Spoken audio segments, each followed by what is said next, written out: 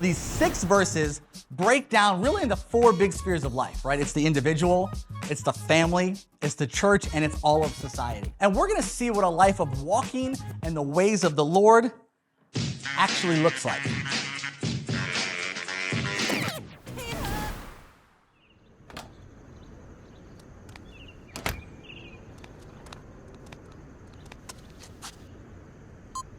Where are we? In the Bible! Let's begin at the beginning, shall we? The Bible begins in the Old Testament, written around 3,500 years ago. The first 5 books of the Old Testament, Genesis, Exodus, Leviticus, Numbers, and Deuteronomy, are known as the Pentateuch, or Books of the Law.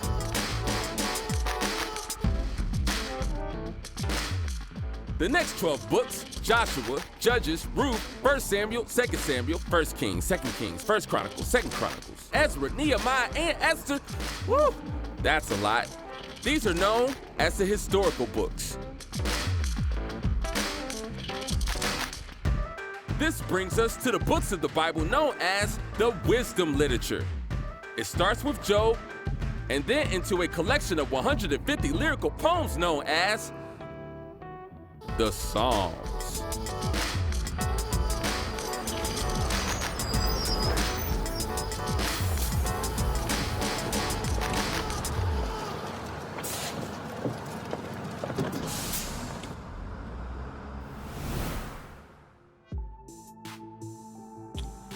There's a chapter in the book of Psalms that has really unlocked for me a way to drown out all that chaotic noise and instead find something better that I can actually vibe and live my life to. And today, I want to show you where that is and how that exactly works, okay? But first, quick question for you. What did you want to be when you grew up? Like when you were a kid, like what did you want to be? Did you want to be like an astronaut, a teacher, firefighter? Me? I wanted to be all those things. But as I got a little older, I started to realize what I really wanted to do was I wanted to be a DJ. Yeah, that's right. I want to be on the turntables making great noises, doing the whole thing. You hear that? That's fun. Now, these turntables and this rig is interesting because the technology has evolved over time. So I'm going to try to turn this thing on and see if it actually, oh, it works. Oh, look at that. It works. It really works. Let's see if I can actually type. I don't even, oh, you hear that? Oh, look at that. Let's try something. Let's try this. It worked. It worked. I'm not going to play with these too much because my DJ friends will actually be in the comment sections making fun of me. But I wanted to be a DJ as a kid, right? And I had friends around me at the time. We had a little crew or whatever. And my good friend, he wanted to be a public speaker. He wanted to inspire people through his words and through speeches, right? I had another friend who was in culinary school. And he wanted to, make incredible foods and that sort of thing. And then I had another friend who was a really good rapper, right? Well, as life progresses, my rapper friend, he actually became a school principal. And so he's still inspiring people through words, but not necessarily ones that rhyme, right? So he's leading thousands of kids at a high school, right? And my friend who was in culinary school, he actually became a really good rapper. And he's written songs for, artists that are Grammy winners and, doing his thing. And my friend who wanted to be a public speaker, he's actually traveled the entire world DJing. And well, me, I'm here with you, right? It's funny how life works. There's one thing I've learned, it's that life is complicated and it's messy and it's super intertwined and it never goes as planned. But I gotta be honest with you I tell you this, I am at peace. I am at peace with God, I'm content, and I believe that I am blessed beyond what I could ever imagine. And as life never goes as planned, one thing we can plan for is that when we take God seriously and we walk in His ways, there are benefits. So as we unpack Psalm chapter 128, I want you to see this as a snapshot of an ideal society, church, family, and individuals who are experiencing peace and contentment. Let's read it together. Psalm 128. Blessed is everyone who fears the Lord, who walks in His ways. You shall eat the fruit of the labor of your hands. You shall be blessed, and it shall be well with you. Your wife will be like a fruitful vine within your house. Your children will be like olive shoots around your table. Behold, thus shall the man be blessed who fears the Lord. The Lord bless you from Zion. May you see the prosperity of Jerusalem all the days of your life. May you see your children's children. Peace be upon Israel. Now, I know, before you go all wild on me, a few things to note about this, okay? The word fear in this passage is not what we talk about when we talk about fear, okay? The word fear in this passage is really about respect, reverence, and awe. You don't have this weird thing like fear equals horror movie. That's not what the writer's talking about here. The writer's talking about respect and reverence and taking seriously. And this chapter shows us what a thriving family and society and individuals and all aspects of life looks like in a specific snapshot in history, okay? It's different today. We all know that. We don't live in ancient Israel. You probably don't even like olives, and most of us right now, we don't pick our grapes off a vine. We drink our wine out of a box, right? This psalm is an ideal, and it's okay if your life doesn't look exactly like that right now, but this can be something for us to strive for. And in the same way we strive to be more and more like Jesus every day, we can strive for ideals. So, what does it really mean to be blessed? What does it really mean for it to be well with you and walk in the Lord's ways? How do we actually get there? Well, these 6 verses break down really into 4 big spheres of life, right? It's the individual, it's the family, it's the church, and it's all of society. And after the break, we're gonna unpack each of those 4, and we're gonna see what a life of walking in the ways of the Lord actually looks like. Hey, I'm Hannah. And I'm Kyle. And we're hoping that this message is connecting with you. And if it is, we'd love for you to go to crossroads.net/give to support videos being made just like this one. That being said, let's get back to the message.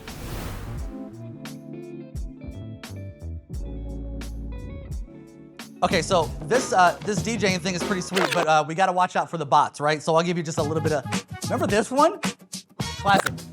You're not gonna catch us, bots. We're not doing it, not gonna happen. This is how DJing works, right? This rig right here, back in the day, they would DJ on these things called records, right? Vinyl, right? And so if you were doing an event, you'd have to walk in there with like giant crates, like milk crates stacked to the ceiling to be able to pick songs out of. Now it's a little bit different, right? With technology and whatnot, we've got playlists that you can pull from. You can pull the songs out of here so you don't have to walk around and, load up a plane or whatever, or a car or a van. And then from there, from the software, it comes into these turntables here, right? And so these turntables, I learned on these right here. I learned on these guys right here, but now DJs are getting smart. They got a smaller, more condensed pack. It does all the same great stuff, right? It does all the awesome stuff, but it's just a little bit smaller. And then from there, the sound goes into like this mixer, right? And so this mixer right here is like where like the central point of all the different noises coming in.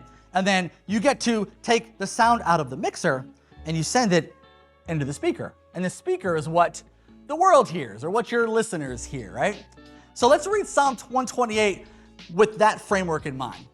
Blessed is everyone who fears the Lord, who walks in his ways. You shall eat the fruit of the labor of your hands. You shall be blessed, and it shall be well with you. Your wife will be like a fruitful vine within your house. Your children will be like olive shoots around your table. Behold, thus shall the man be blessed who fears the Lord.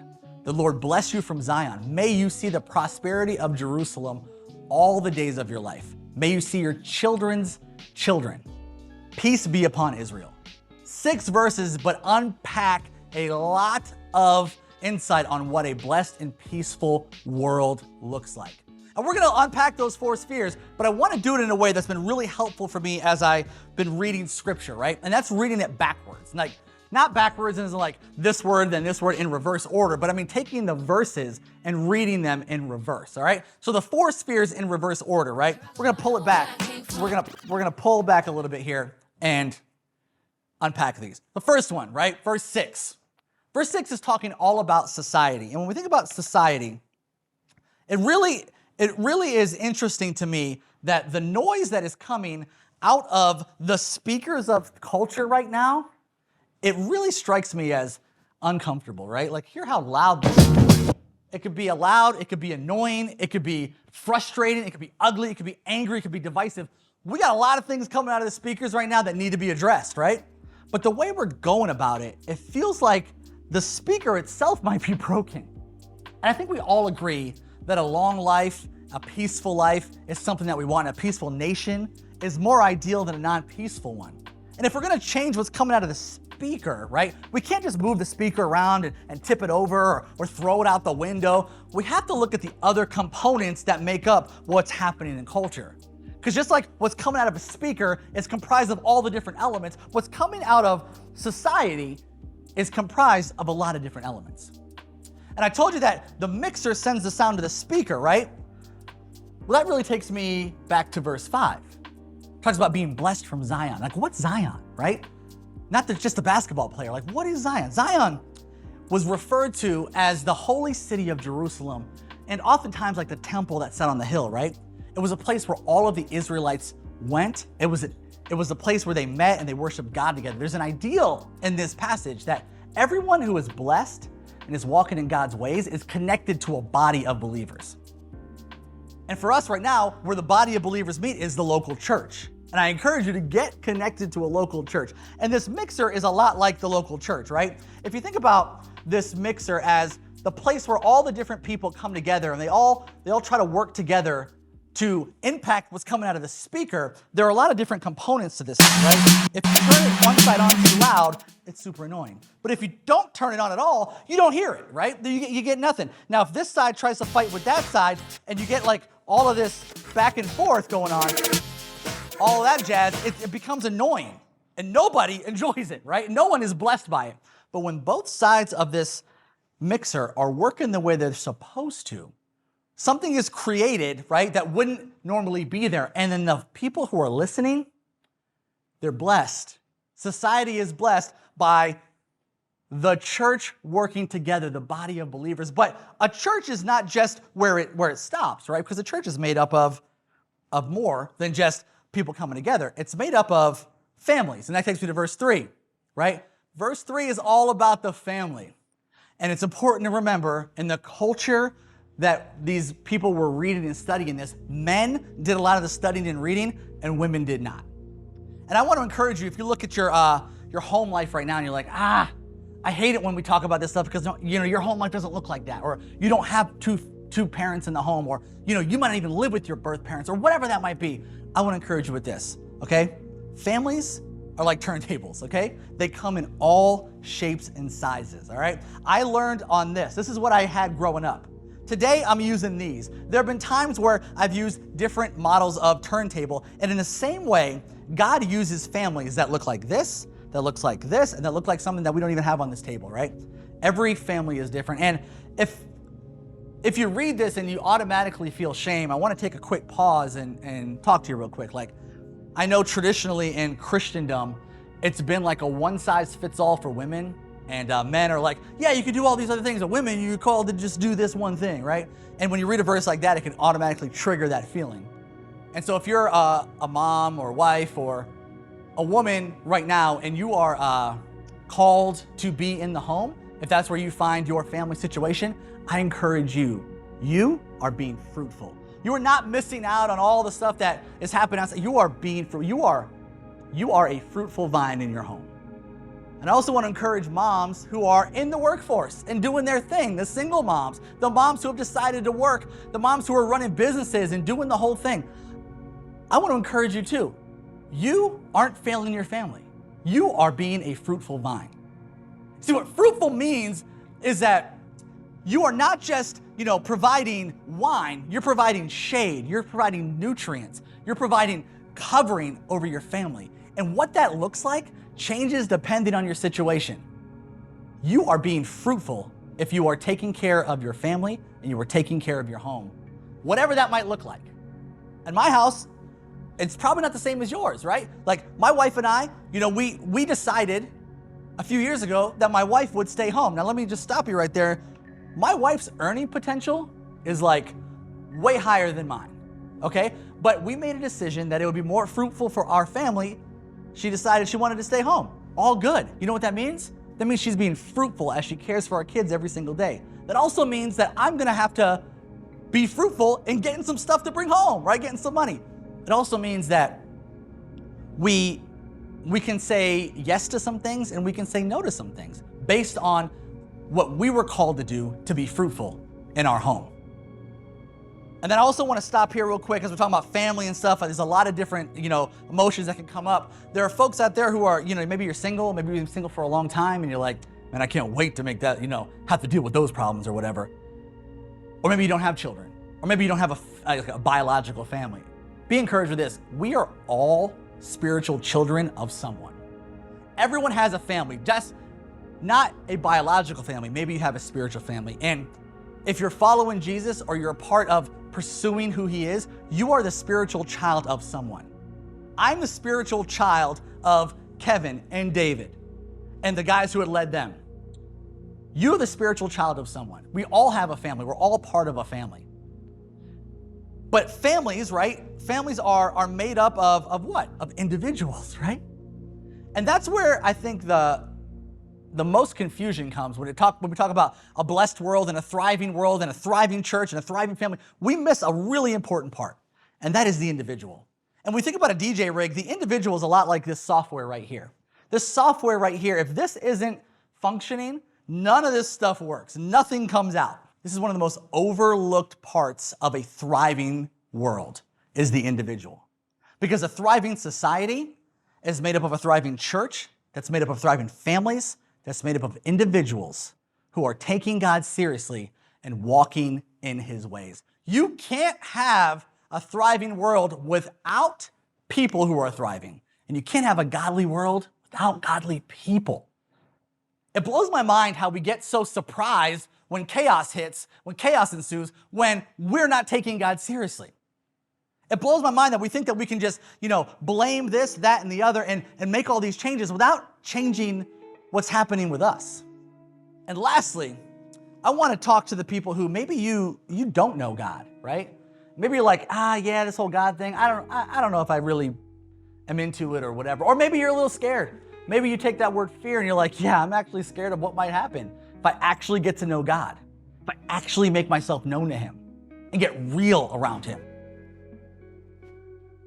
Well, I want to encourage you with this. When you do know God and walk in his ways, you eventually realize that he wants good for you. He has a future for you. He's actually invested in your success, in your family's success, in your church's success, and in your place in society's success. He wants all of those things to thrive, but it's got to start with you. We need more people walking in the ways of God. We need more people who understand what it's like to take God seriously, to bring it to the people closest to their lives, to let that impact the local church, to let that impact the society, not the other way around. So my challenge today is that you would examine your life, take a hard look in the mirror, and see if there's anywhere in your life where you aren't taking God seriously. And see if there's anywhere in your life where you need to get to know God more. You need to get to know more about what he says about you, what he says about your future, what he says about your life. Because you can thrive. Society can thrive if we take God seriously. Let me pray for you.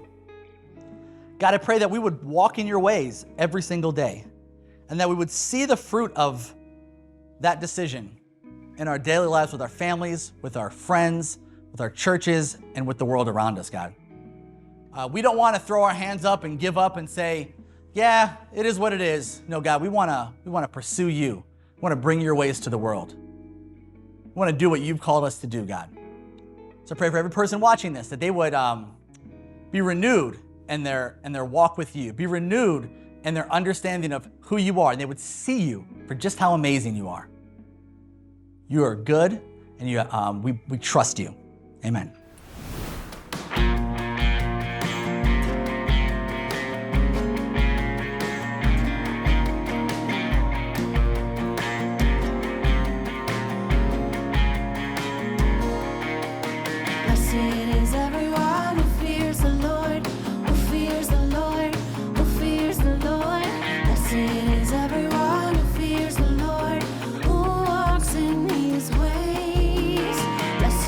Everyone